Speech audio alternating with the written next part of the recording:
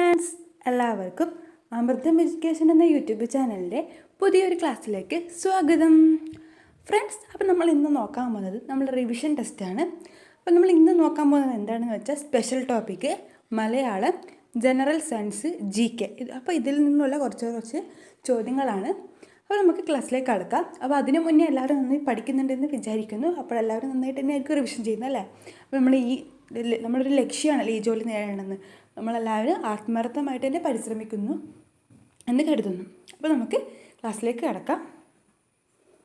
Friends, അപ്പോൾ നമുക്ക് revision ടെസ്റ്റിലേക്ക് കടക്കാം. നമ്മൾ ആദ്യം നോക്കുന്നത് സ്പെഷ്യൽ ടോപ്പിക്കിലെ സെറ്റാണ്. ശ്രീരാമൻ പ്രതിഷ്ഠ നടത്തിയ ക്ഷേത്രം ഏതാണ്? ശ്രീരാമൻ പ്രതിഷ്ഠ നടത്തിയ ക്ഷേത്രം. അപ്പോൾ നമ്മളിതൊക്കെ പഠിച്ചതാണ്. അപ്പോൾ നിങ്ങളൊന്ന് ഓർത്ത് നോക്കുക, എന്നിട്ട് ആൻസർ കേൾക്കുക. ശ്രീരാമൻ പ്രതിഷ്ഠ നടത്തിയ ക്ഷേത്രം ഏതാണ്? രാമേശ്വരം. അടുത്തത്, പിതൃകർമ്മത്തെ പറ്റി വിവരിക്കുന്ന പുരാണം ഏതാണ്? പിതൃകർമ്മത്തെ പറ്റി വിവരിക്കുന്ന പുരാണം ഗരുഡ പുരാണം. ഒരു ദിവസം 2 നേരം പൂജയുള്ള ദേവസ്വം ബോർഡിൻ്റെ കീഴിലുള്ള ക്ഷേത്രങ്ങൾക്ക് പറയുന്ന പേരെന്താണ്? ഒരു ദിവസം 2 നേരം പൂജയുള്ള ദേവസ്വം ബോർഡിൻ്റെ കീഴിലുള്ള ക്ഷേത്രങ്ങൾക്ക് പറയുന്ന പേര് മൈനർ ദേവസ്വം. രത്നം കൊണ്ടുള്ള വിഗ്രഹങ്ങൾക്ക് പറയുന്ന പേരെന്താണ്? രത്നം കൊണ്ടുള്ള വിഗ്രഹങ്ങൾക്ക് പറയുന്ന പേരെന്താണ്? മണിമൈ.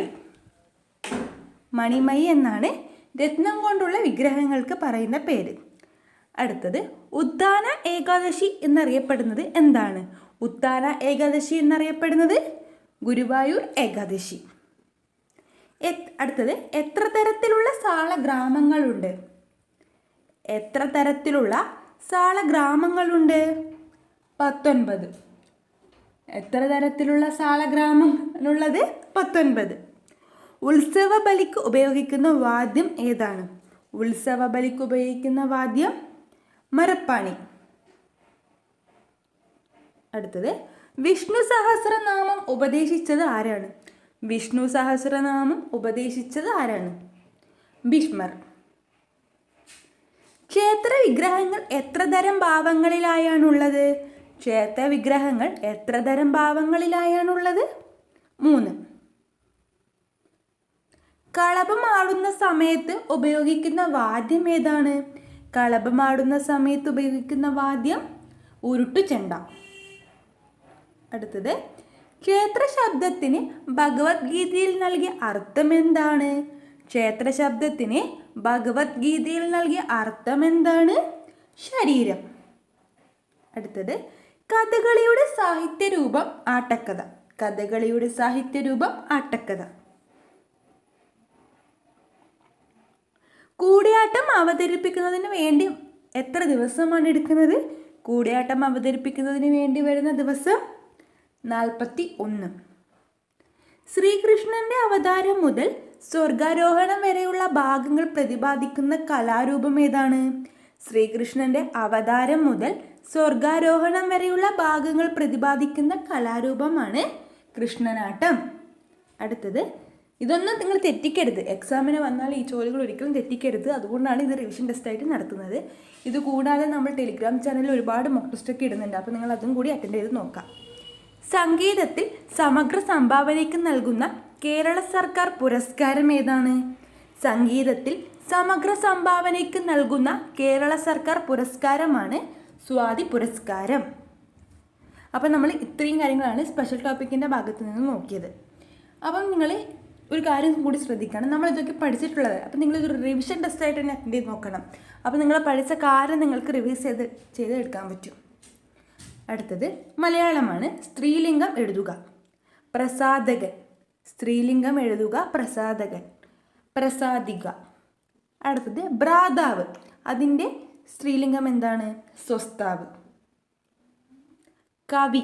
ഇതിൻ്റെ സ്ത്രീലിംഗം കവയത്രി. കവയിത്രിയാണ് കവിയുടെ സ്ത്രീലിംഗം. പൗരൻ. പൗരി. പൗത്രൻ. പൗത്രി. അടിയൻ. അടിയാടി. ഇന്ദ്രൻ. ഇന്ദ്രാണി. സമ്പാദകൻ. സമ്പാദിക. പ്രവർത്തകൻ. പ്രവർത്തിക. അടുത്തത് വൃന്ദം. കൂട്ടം. അപ്പോൾ വൃന്ദം എന്താണ്? വൃന്ദം കൂട്ടം. വൃന്ദം വൃന്ദം കൂട്ടം, വൃന്ദം ഞെട്ട്. വിപരീത പദം എഴുതുക. ത്യാഗി. ത്യാഗിയുടെ വിപരീത പദം എന്താണ്? ഭോഗി. ഭോഗി എന്നാണ് ത്യാഗിയുടെ വിപരീത പദം. കുളിക്കാതെ ഈറനൊടുക്കുക എന്ന ശൈലിയുടെ അർത്ഥം എന്താണ്? കുളിക്കാതെ ഈറനൊടുക്കുക എന്ന ശൈലിയുടെ അർത്ഥം കുറ്റം ചെയ്യാതെ പഴി കേൾക്കുക. കുറ്റം ചെയ്യാതെ പഴി കേൾക്കുക.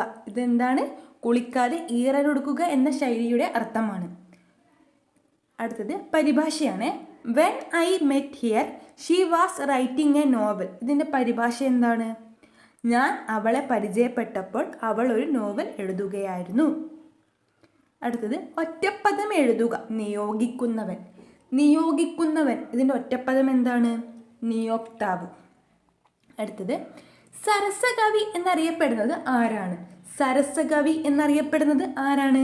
സരസകവി എന്നറിയപ്പെടുന്നത് മുലൂർ പത്മനാഭ പണിക്കർ. അടുത്തത് നമ്മുടെ സിലബസിൽ പറഞ്ഞിരിക്കുന്നത് നമുക്ക് എല്ലാവർക്കും കൺഫ്യൂഷനുള്ള ഒരു ഇതാണ്, ഗദ്യഭാഗങ്ങളും പദ്യഭാഗങ്ങളും ഒക്കെ. അപ്പോൾ ഞാൻ ഇവിടെ കുറച്ച് വരികളാണ് എടുത്തിട്ടുള്ളത്. അപ്പോൾ ഇത് ആരുടെ വരികളാണെന്നാണ് നമ്മൾ കണ്ടെത്തേണ്ടത്.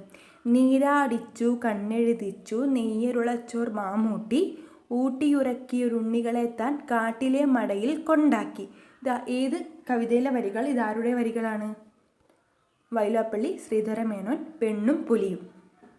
നീരാടിച്ചു കണ്ണെഴുതിച്ചു നെയ്യുരുളച്ചോർ മാമൂട്ടി ഊട്ടിയുറക്കിയൊരുണ്ണികളെ താൻ കാട്ടിലെ മടയിൽ കൊണ്ടാക്കി. വൈലോപ്പള്ളി ശ്രീധരമേനോൻ്റെ പെണ്ണും പുലിയും എന്ന കവിതയിലെ വരികളാണ്. എന്നറിയപ്പെടുന്നത് ആധുനിക രസതന്ത്രത്തിൻ്റെ പിതാവ് എന്നറിയപ്പെടുന്നത് ലാവോസിയ. ആധുനിക രസതന്ത്രത്തിൻ്റെ പിതാവ് എന്നറിയപ്പെടുന്നത് ലാവോസിയ. രസതന്ത്രത്തിൻ്റെ പിതാവ് എന്നറിയപ്പെടുന്നത് ആരാണ്? രസതന്ത്രത്തിൻ്റെ പിതാവ് റോബർട്ട് ബോയിൽ.